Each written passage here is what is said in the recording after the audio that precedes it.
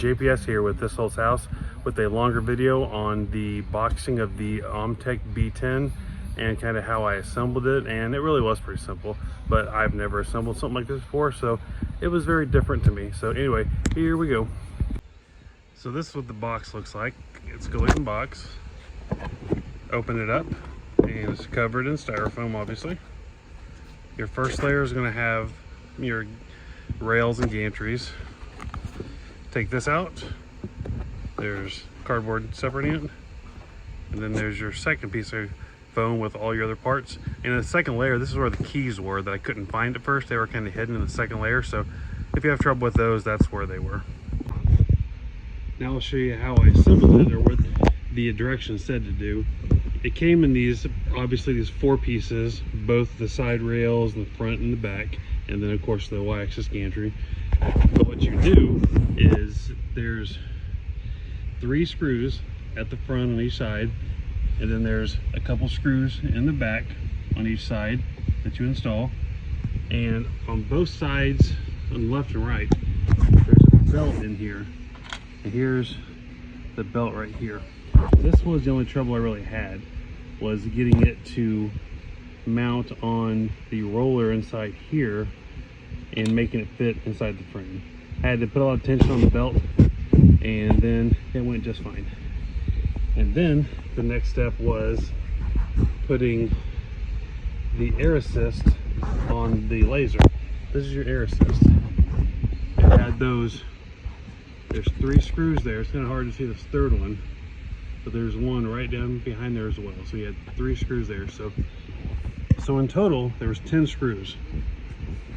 There was 5 screws per side, 3 on the front, 2 on the back of each side for 10, and 3 screws on the air assist right down here. And then the laser just slid into place there, and there's a little locking mechanism here for your focus, where you can pull it up to loosen it and down to lock it. Then your cables, what you have are your laser cable here that goes from your gantry here over, and you connect your air assist tube as well. And then you have all these connections right here also. The only thing that was tough was this laser wire right here is so tight. You think you're going to pull the wire apart. And again, the same story here. These wires are just crazy tight. I really had to get a flashlight and some needle nose pliers to actually do it, because it was just too, I mean, I wish I would have given me another 1/4 of an inch, would have made all the difference in the world.